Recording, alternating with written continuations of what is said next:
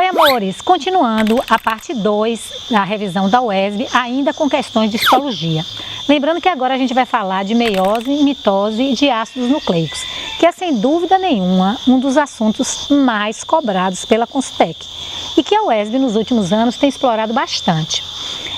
A primeira questão desse conteúdo é a questão de número 45, que é uma questão que fala de meiose. Então vamos lá. O ciclo de vida dos organismos multicelulares inclui duas novidades, o sexo e a morte programada. O sexo porque foi nesse organismo que surgiu o mecanismo de fusão de células especializadas e genomas como meio de reprodução.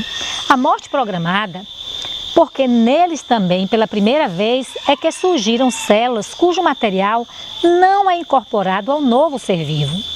As células não germinativas, cuja função é garantir a sobrevivência das células reprodutivas, perdem o sentido após o nascimento dos filhos, envelhecem e têm sua morte programada. Ouviram a zoadinha aí, amores?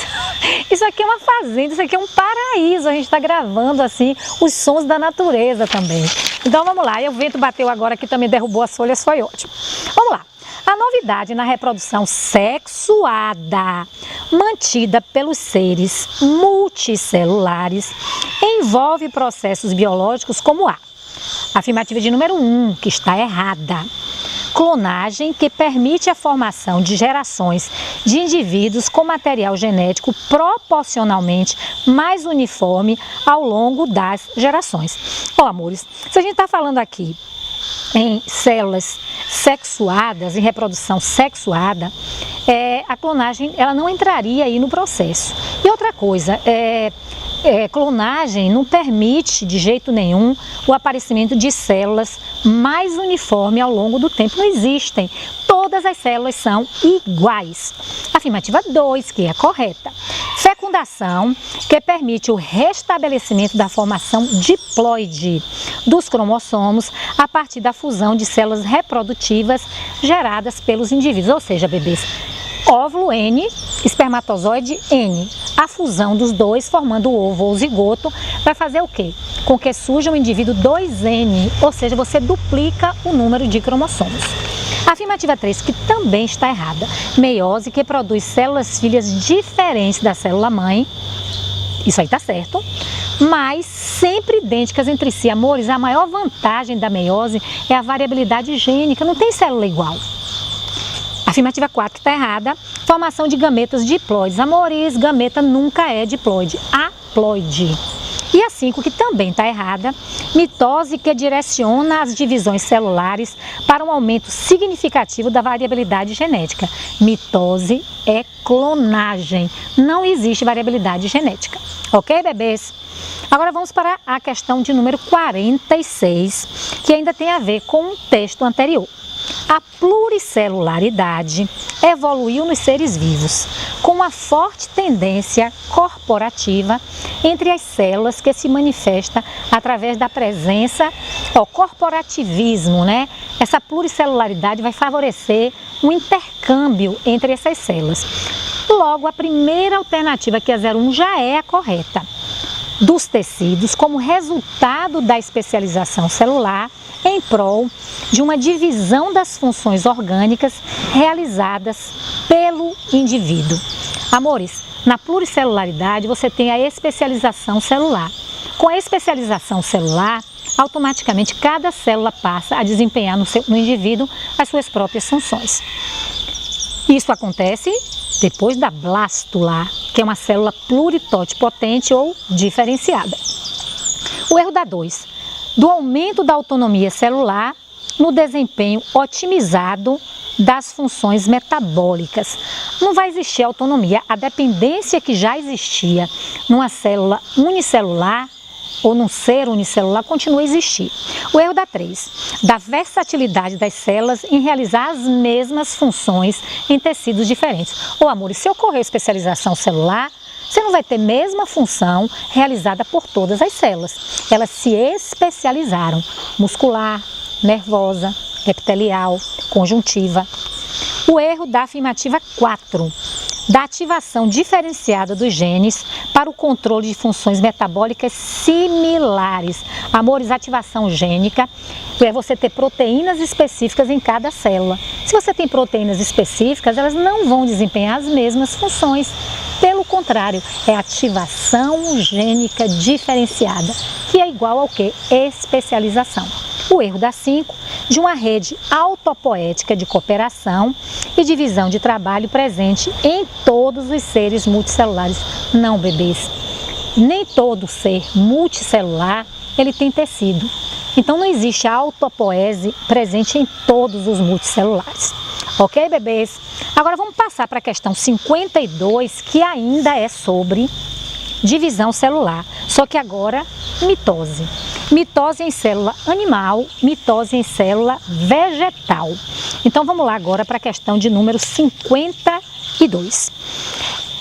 O esquema tem uma imagem, né, de uma célula animal e de uma célula vegetal, representa de forma simplificada dois padrões de divisão celular por mitose presente em células eucarióticas. Primeiro uma célula vegetal, depois uma célula animal. Então vamos ver o que é que vai acontecer nessas afirmativas. É possível afirmar em relação às diferenças existentes entre esses dois padrões, ou seja, célula animal e célula vegetal. A afirmativa de número 1 já é a correta. A citocinese, amores, que é a divisão do citoplasma que ocorre na telófase, presente nas células animais, é do tipo centrípeta, que é o quê? De fora para dentro. Por apresentar um estrangulamento da porção mediana desta célula durante a última etapa da divisão celular, que é a telófase. Citocinese centrípeta, célula animal. O erro da 2. Ausência, ai que lindo, ai, agora foi quem que cantou aí, que fez esse barulho, um pato. A ausência de centríolo nas células vegetais impede a formação do fuso mitótico, que é responsável pelo deslocamento das cromátides irmãs durante a etapa da análise da divisão celular. Amores, algumas células vegetais, elas realmente não possuem centríolos, mas isso não vai impedir a formação do fuso mitótico. Número 3, que também está errada. Nos animais, a mitose é dita cêntrica e anastral. O erro está aí. Ela não é anastral, amores, ela é astral. Astral vem de quê? De fibras de áster. A fibra de áster são as fibras do fuso que vão segurar os cromossomos pelo centrômero. Célula animal é astral. O erro da 4. O fragmoplasto presente no interior das células vegetais durante a divisão por mitose substitui com eficiência os cromossomos eliminados. Amores, fragmoplasto, que é a mesma coisa de plasmodesmos, não tem nada a ver com cromossomo. O fragmoplasto é a região que separa uma célula vegetal da outra. Ela vai simplesmente permitir o intercâmbio de substâncias entre uma célula vegetal e outra. Ela é sinônimo de microvilosidade em célula animal. Não tem nada a ver, amores, com cromossomos. E a 5, que também está errada. Nos vegetais, a presença de uma parede celular rígida impede a ocorrência de uma citocinese. Claro que não, né, amor? Ocorre a citocinese, o que é que não acontece? É uma separação total da célula, mas a divisão, ela ocorre. A divisão ocorre, formam-se duas novas células através de uma citocinese centrífuga, que é de dentro para fora. O erro é dizer que não ocorre a citocinese. E agora, amores, para nós encerrarmos esse segundo bloco, nós vamos para a questão de número 49, que é sobre ácidos nucleicos.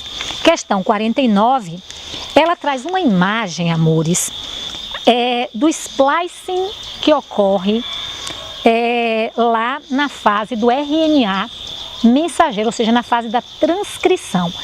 E a questão fala o seguinte: o diagrama apresenta de forma resumida a ocorrência de processos biológicos associados ao código genético em seres eucariontes. Amores, splicing só ocorre em eucariontes.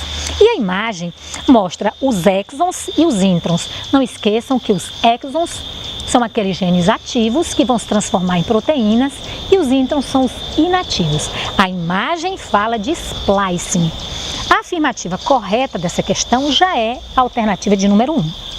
Em relação a esses processos representados, ou seja, o splice, esqueça todo o resto. Nos genes de seres eucariontes, apenas as porções codificantes, que são os exons, serão utilizados na produção de RNA mensageiro, responsável pelo sequenciamento de aminoácidos da nova cadeia polipeptídica. Amores, não esqueça, polipeptídeo é proteína. Se eu estou falando de exon, é gene ativo, proteína. O erro da 2. Durante a replicação das moléculas de DNA, ocorre a duplicação com fidelidade das informações contidas nas sequências das bases nitrogenadas constituinte desse tipo de molécula. Amor, a afirmativa está certa, mas não tem nada a ver com o que pede na questão. É aquela famosa pegadinha da Constec. A 3. A sequência completa das bases nitrogenadas presentes na molécula de DNA é transcrita na formação da nova cadeia polipeptídica durante o processo de tradução da informação genética. Amores, a sequência completa das bases, ela não vai ser, na realidade, transcrita, apenas os exons. Os introns equivalem às bases, mas eles não vão ser copiados. Então, não tem completa. Esse é o erro. Afirmativa 4. Através desses processos representados, que é o splicing, é possível garantir a manutenção das informações genéticas em eventos realizados exclusivamente na etapa S. Amores, etapa S é duplicação. Eu estou falando de splicing, isso aqui é transcrição. Está erradíssimo. E a afirmativa 5. A forma helicoidal presente nas moléculas de DNA é consequência da existência de uma cadeia totalmente ativa de exons associada a uma outra cadeia totalmente inativa. Amores, não existe cadeia de exon que se complementa com intron. Não existe essa complementação. O exon se complementa com as bases do exon. As do intron, que são os inativos, com as bases do intron. Então, nunca há complementariedade de exon com intron. Ok, bebês? Ok, amores? Então a gente encerra aqui o nosso vídeo 2, ainda de citologia, amores. Trabalhamos questões de divisão celular, meiose, mitose e também trabalhamos a parte de química da célula com ácidos nucleicos. Para vocês assistirem esse novo vídeo, cliquem aqui e eu estou aguardando vocês no nosso terceiro vídeo para terminarmos a prova da UESB de 2013. Tchau, bebês! Tchau, amores!